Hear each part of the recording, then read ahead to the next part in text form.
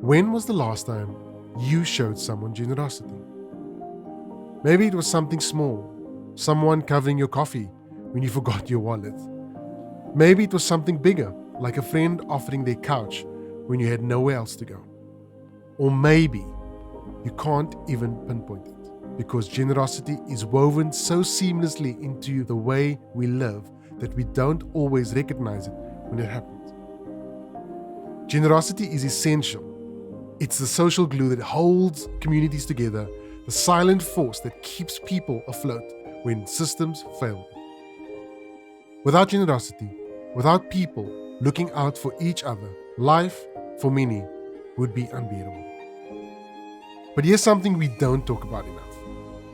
The people who give the most aren't always the ones with the most to give. In fact, it's often the ones who are struggling themselves who open their doors, share what they have, and make sure others are okay. Think about it. How many times have you seen someone with very little give freely, without hesitation? A neighbor watching your kids because you couldn't afford childcare. A friend lending you money they couldn't really spare. A meal handed to someone in need before worrying about tomorrow's groceries. And yet, when we think about philanthropy, the word alone conjures up images of billionaires with oversized checks, of gala dinners, and of names etched into marble plaques. We talk about giving back as if generosity is an exclusive club for those who have already taken enough to have something left to return. But what if I told you that most of the giving that happens in the world doesn't come from the rich? That for many, giving isn't a transaction, it's just the way of life. In this episode, we are exploring a powerful idea. Poor people don't just give back, they give, and they do it more than most of us realize. We'll be talking to Carol, a very good friend of mine, an advocate who's challenging the way we think about generosity, philanthropy, and who's really keeping communities afloat. Carol is a dedicated social justice advocate and the founder of Msingi Trust, an organization committed to mobilizing, inspiring, equipping, and networking community and faith leaders towards social justice initiatives. With an unconventional and insightful approach, Carol has been instrumental in fostering inclusive development and challenging traditional narratives around philanthropy and community support. She's also a podcaster, using her platform to amplify marginalized voices and discuss critical social issues. In her thought-provoking article, Poor People Don't Give Back, They Just Give, Carol explores the inherent generosity within economically disadvantaged communities. She challenges the conventional notion of philanthropy, questioning whether generosity in poorer economies is a coping mechanism for failing social welfare systems. Hello, and welcome to Things We Learn on a Monday Morning. And today I have a very special guest. This is a long-term friend of mine, which we've been through the trenches, my goodness, back in 2007, 2008, 9. Many thousands ago. Many thousands. Yes, we actually studied together, and yes, and she's done some amazing work in the NGO space, but also she's a lover of Jesus, and she wants to see the world change. And yeah, in just there's a lot I want to share about this, but today the main focus, because we have very limited time, quite busy schedules, I want to talk about the power of generosity and how generosity works itself out real time in the world. And this is one of the guests for this particular series, and Carol wrote an amazing article, amazing blog post, which caught my eye and struck me to the heart, because often our idea of generosity and giving is often relegated to those that have a lot of money, that's putting aside money to give to poor people. But if you really dig deep, if you really go into the nuts and bolts and the figures of things, that actually poor people, in inverted commas, give more and give back so much more, and be so unrecognized or overlooked. And so Carol wrote this amazing blog piece called "Poor People Don't Give Back; They Just Give." And so, Carol, welcome to. But Carol, yes, we come a long way, and I won't bother people with details. But Yes, Carol, we do. No, I actually want to bother people because I have a photo of you putting your finger inside my mouth. I don't know if people know that. At the back of the classroom. So yes, It shows your love being troublemaker. together. You Yes. are. And by the way, we went to a Christian college. Yes. We were studying theology. Yes. How? Sure. Yes. No, now you're airing out the laundry Yes. here. Carol, you can't do that. That's not fair. That's not fair. But Carol, so setting the stage. So I have this to. article, that's fine. It's fine. I forgive you. So this article, what inspired you to write this? What do you mean by the poor don't give back, they just give? What inspired this article? Because I really hate the term give back to society. And then because it it automatically refers that you had taken something from the society. And most of the times when corporates are doing the give back and all of that, it's normally like 0.1% of their profits, which they, it seems a lot, but what they get from the community is much more.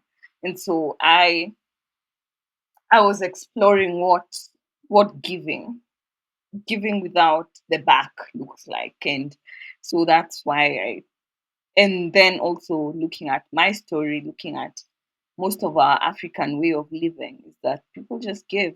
They don't expect to do that CSR nonsense. Yeah. Yeah.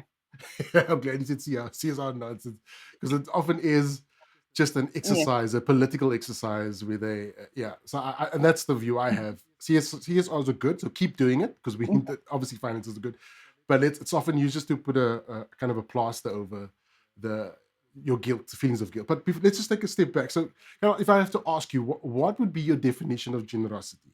If you had to give a Carol version of a generosity definition, what would you say that would be?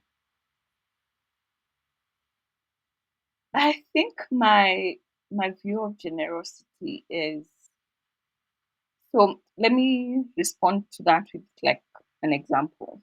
It's what my grandmother used to do. When you go to her home, you will never go back.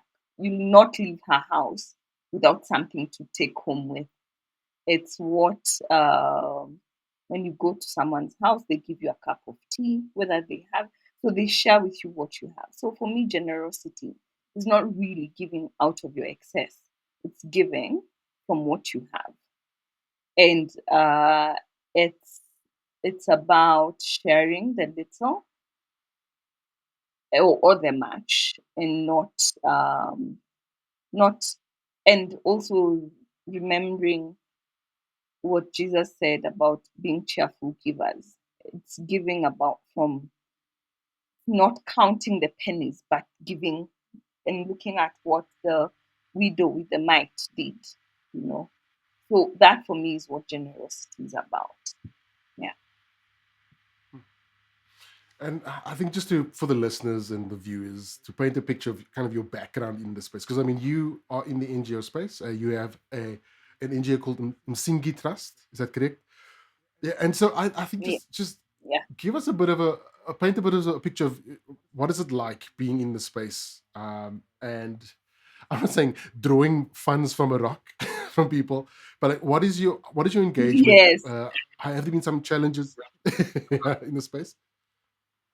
No, I've actually personally, as Carol, I've survived from the generosity of my friends. I am most of I Msingi does not have, we, like right now we just have one funder and they're not giving so much money. But it's my friends who have sustained me for the 7 years.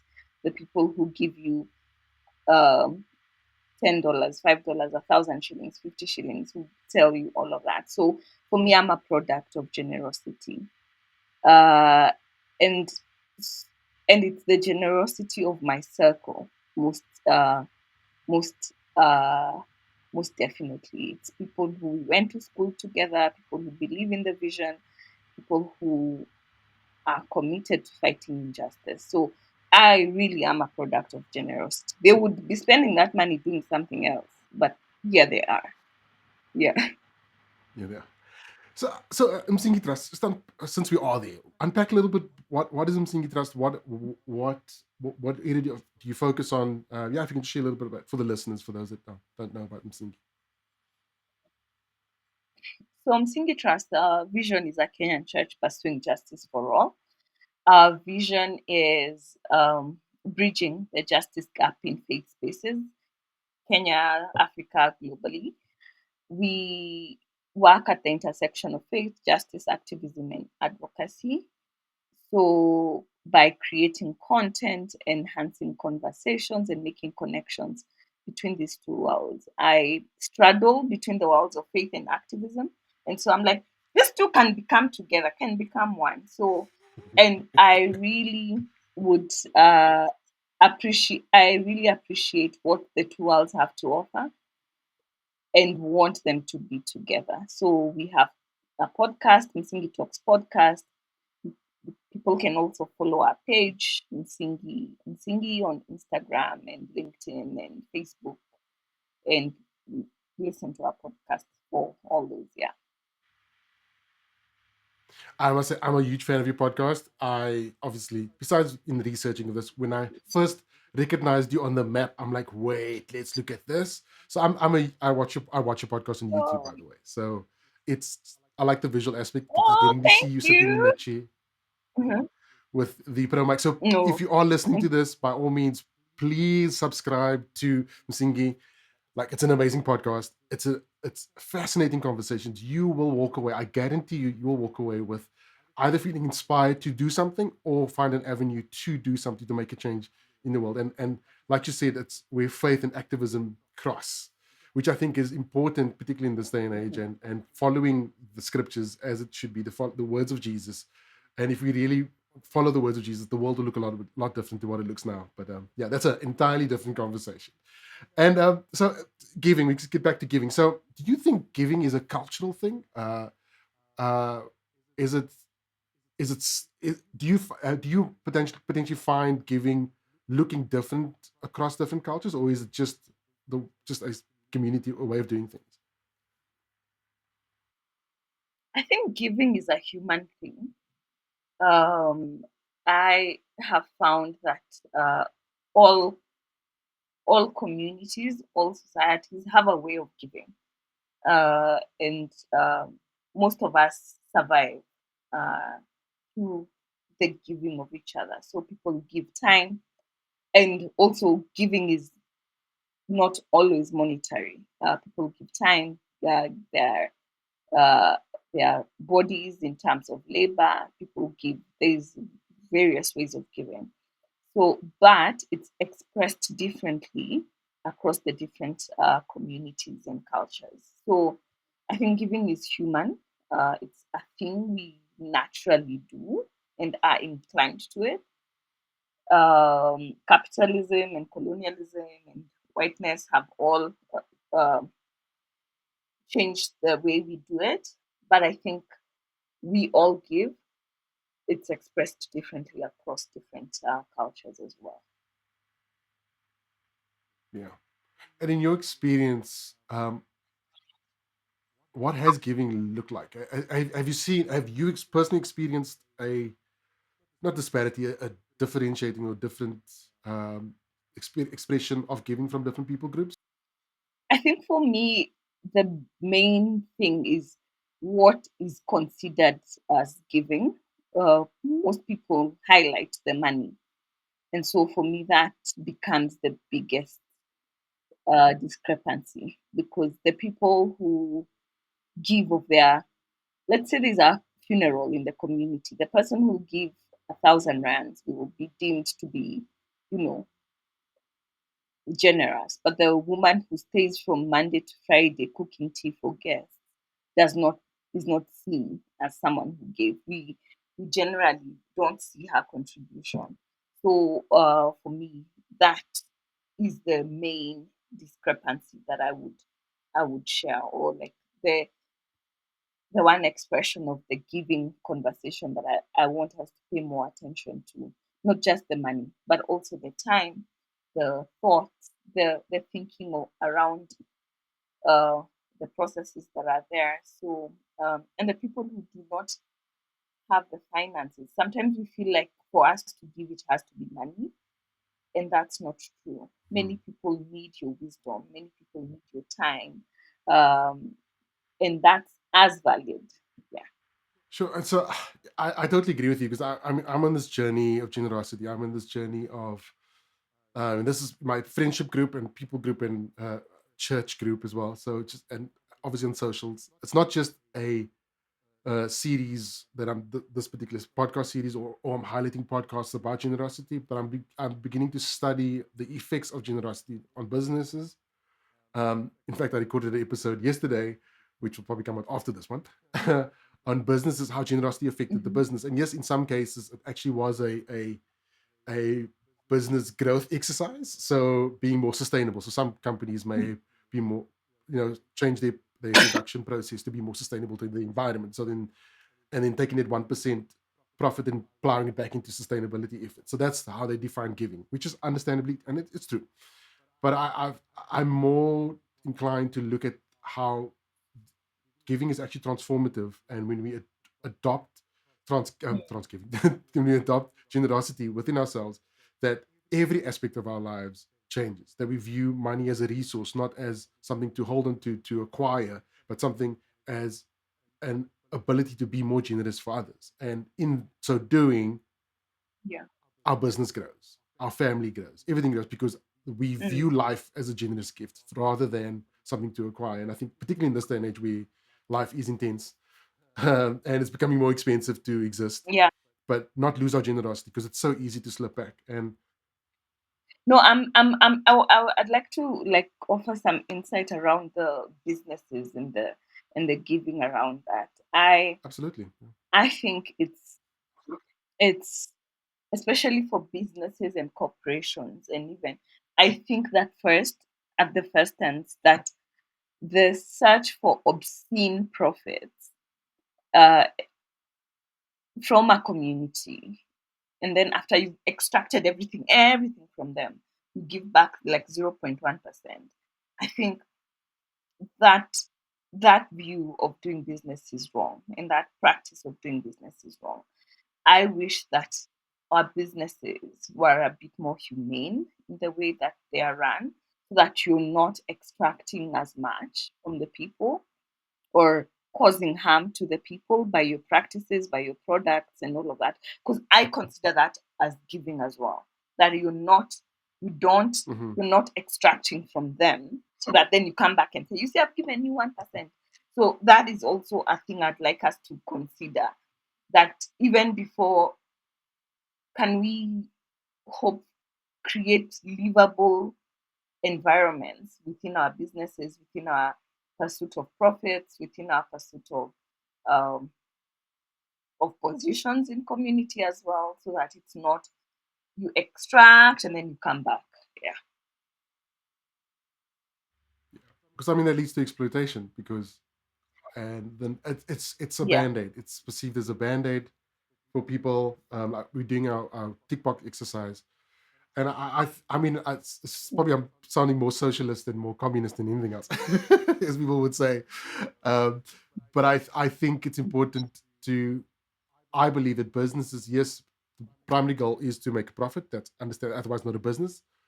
But what I believe secondary or at least on equal basis to that goal is to be generous and built into the business. That it's not. Yes. I agree with you. Not to exploit the people and then come back and give them almost like a 1% payment. That's your we've Mhm. basically taken more from you, but giving back 1% to you, which I think is it's Yes. just not right. And now I know we tight with time, so I want to go to the next couple of questions, I guess. What is the role of nonprofits in this space, and how should they rethink their fundraising strategies? Because obviously it's built on the backs, in essence, of people giving. Mhm. And yeah, what sort of innovative thoughts that you can come up with now, or you have already thought about in this space? As I shared in the article, I leave. I think our cornerstone mantra of "leave the question" is that is I am I hold on to it so tightly, so tightly. I I ask questions more than I answer. So it's always difficult. Like being on this other side is interesting. But I think one of the ways is to honor the time of the people who come and volunteer with you, recognize them the same way you have the outreach for, they have the CRM tools, all those tools for retaining for retaining the donors. You can also have one for retaining volunteers. How do you recognize their effort? Do you say thank you? Do you check in with them? Do you visit them? Do you know their names? Do you know their people?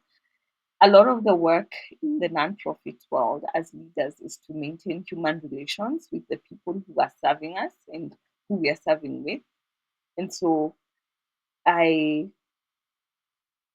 I consider one of the ways to appreciate the non-monetary people is just know them and affirm them and thank them and point out what their contribution is making to the company and to the organization. And yeah, respect them when they come.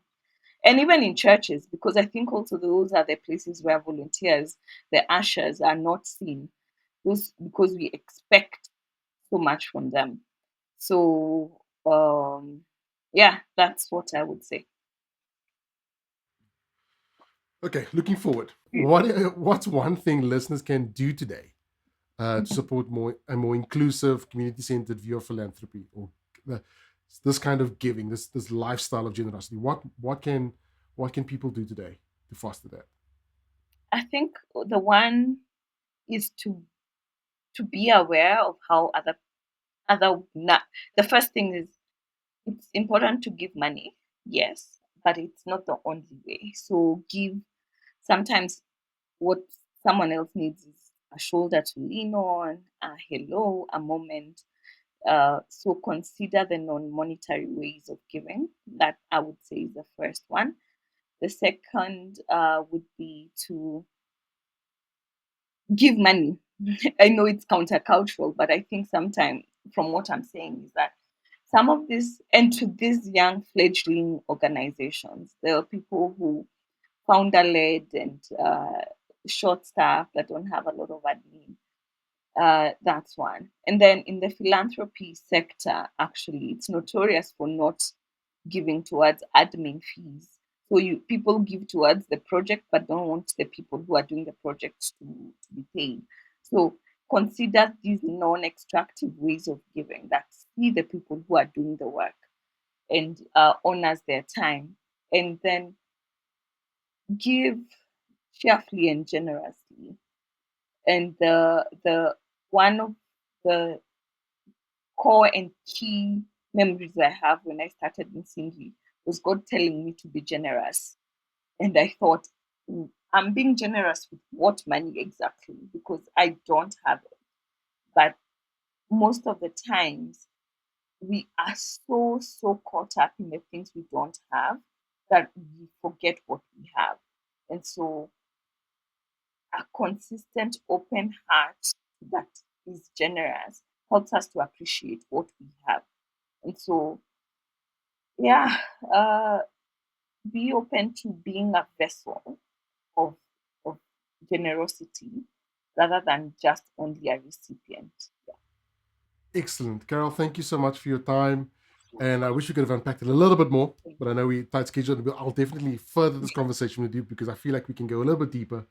But thank you so much for your time, Mhm. and yeah, have a fantastic day. And we'll have more stories from Cornerstone and our Yes. learnings. All right.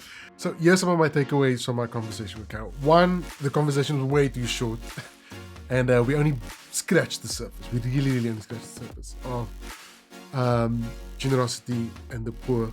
How the poor actually is a deeply generous grouping of people, that they poorly don't just give charity, they give. And as the article says, the poor just don't give back, they give. They just give. And it's important to note, and one of the few things that we did touch on is that in many cases the CSIs, the community service initiatives and those sort of elements that businesses do allocate finances to and resources to often is just a tick box exercise. But what Carol's trying to push and pursue, particularly with the Singi Trust, is to be more generous, to find ways to be more generous, to find ways to be more intentional about giving and linking your finances and your resources to being very intentional about giving and being generous. And then also as a business, not looking to exploit the people that you're doing business with and then returning the favor with a 1%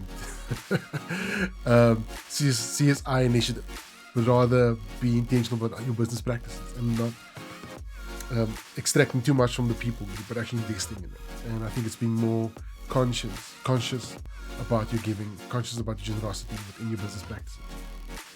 That way, your business actually isn't ethical. It actually is thinking about the other person. So, and what is also funny or interesting to me is that Carol steered clear from making generosity and giving a cultural thing. It's a human thing. It's all part of humanity, and it's for all of us. It's not for some. It's not for those that have little, that will give out of that little, or for those who have much. It is for everyone. It is literally for everyone. And lastly, I know, like I said, I know Carol for many years. Going back to 2006, 2005, 2006. So it's been many years of knowing her, and those are fun days in college. But be intentional about your giving. Be intentional about making a shift. Be intentional about your generosity, and let's not look down on the poor, those that have the under-resourced, but rather find ways to be generous towards them and find out ways out even more generous they are to us, more generous to those who are able to give more, who have more. So this is Things We Learn on a Monday Morning. I hope you've learned, hope you've loved this episode, and this is just part one of the episode. We honestly just scratched the surface. If time allowed, we'd do a bit more, but I feel like there will be a part two to this conversation, and we can dive deeper into the role of the church, bigger role of businesses and entities, just unpacking generosity in a more meaningful and deeper way. But I hope you enjoyed this episode, and yeah, like and subscribe, and we'll see each other soon.